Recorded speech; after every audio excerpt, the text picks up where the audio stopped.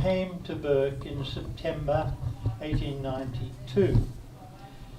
It was the first time he'd ever been here, but he was already known. He was known through his writings, especially the verse and prose, but mainly the verse at that stage, that had appeared in the Bulletin and in some of the left-wing papers like the Boomerang and the Worker. He was only 25. This needs to be remembered. The songs in the first part of the program are the work of a very young man who is still finding his way as a writer.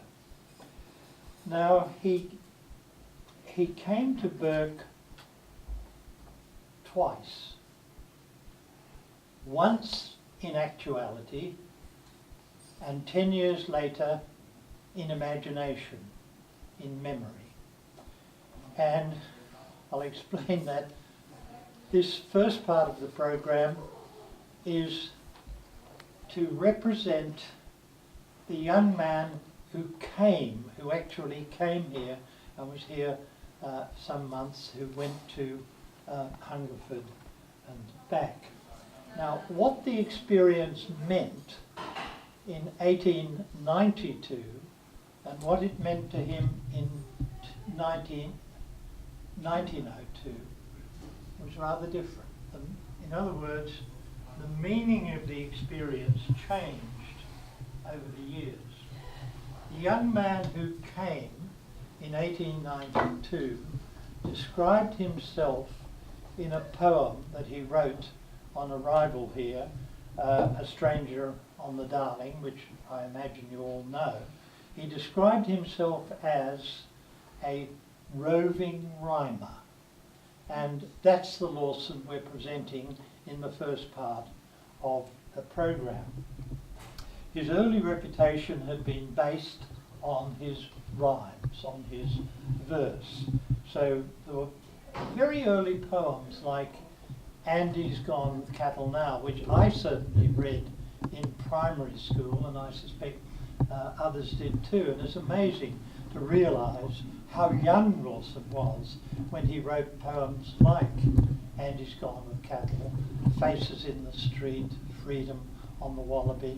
These are poems that have been known and loved and recited over generations. From the very first, he found he had a real knack of knocking out verses, and he could turn out verses on almost any subject. He could turn them out on request, which he did when he was a journalist on the Boomerang, and when he came here, as you know from the Alan Barton, Robin and Alan Barton's book, he knocked out a number of political verses for the Western Herald. It was a period in Australian life when a great deal of verse was being published. If you look over the files of those early newspapers and weeklies, it's really surprising just how much verse was being published. Now, I think Lawson's verse tends to stand out for three qualities. First, he had the gift of finding a striking phrase, a phrase that bites, that stays in the memory. I'm thinking of lines like, "They lie, the men who tell us for reasons of their own, that want is here a stranger, and that misery's unknown." That's from Faces in the Street, which was very popular from the moment it first appeared. Or the famous one about the railway. "The mighty bush with iron rails is tethered to the world." Wonderful use of the word tethered there. Or the one you probably know very well indeed, "They needn't say the fault is ours if blood should stain the wattle." Great phrase that several authors have picked up and used themselves. And another one that sticks in the mind, time means tucker, and tramp we must.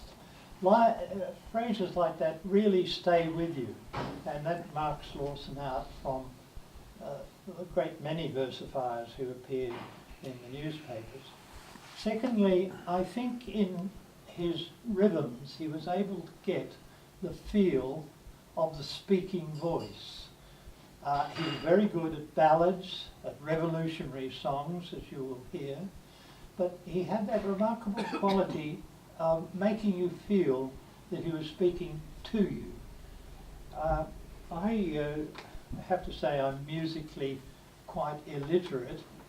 I don't think Lawson's musical tastes were very sophisticated. And there's one poem I thought I might read you because it's a kind of wry comment he made on his own liking for the sentimental and for rhetoric. It was addressed to Jack Moses. You probably know he wrote 9 Miles from Gundagai.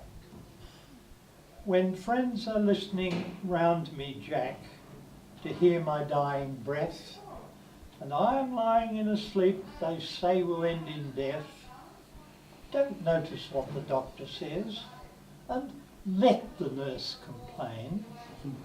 I'll tell you how to rouse me if I'll ever wake again. Just you bring your fiddle, Jack, and set your heart in tune, and strike up Annie Laurie or The Rising of the Moon. And if you see no token of a rising in my throat, you'll need to brace your mouth, old man. I'm booked by Karen's boat. And if you are not satisfied that I'm off the scene, strike up the Marseillaise, or else the Wearing of the Green. And should my fingers tremble not, then I have crossed the line. But keep your fingers steady, Jack, and strike up Auld Lang Syne. He loved the old tunes. Now this is interesting because this is a man who was deaf from quite an early age, not seriously deaf, but he clearly loved songs. One of his prose pieces is the songs they used to sing, where he remembers all the songs he heard in his childhood. Now the third thing about Lawson's verse is, I think, its emotion, its ability to give you a feeling for the ordinary people, and especially for the powerless. I think everyone who writes about Lawson or talks about him comments on his humanity. Now, before Lawson came to Bourke, It's Henry trying to get through. he had an argument in verse with Patterson over the view of the country. It was a set-up job. The two poets wanted to earn money, and the Bulletin paid by the line. So the poems were rather longer than they needed. And Lawson kicked off by saying, I am back from up the country, very sorry that I went, and gave a very dismal view of the country because he wanted to attack all the cliches about the bush. And he finished by saying, I intend to stay at present, as I said before, in town, drinking beer and lemon squashes, taking baths and cooling down. Well, Patterson came back with a reply to Mr. Lawson, and Patterson finished his reply with, you had better stick to Sydney and make merry with the push, for the bush will never suit you, and you'll never suit the bush. And the argument continued. Lawson replied to Patterson, and was very critical of the famous Clancy of the overflow. And Patterson replied again, and by the time Patterson's second reply appeared, where was Lawson? Not in Sydney, he was here in Bourke. He'd come to the bush. Archibald of the Bulletin had given him a ticket, a rail ticket, a one-way rail ticket, and £5. And so the roving rhymer came to Bourke. Well, when he arrived in Bourke, he wrote to his aunt, with whom he'd been living in Sydney, and said, "The country between here and Bathurst is horrible. I was right and Banjo was wrong." And he does in the work that he wrote over the next few years, give a view on the very harshness of bush life.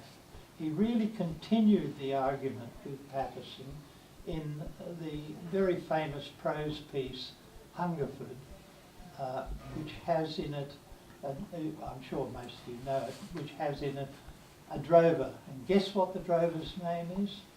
Clancy.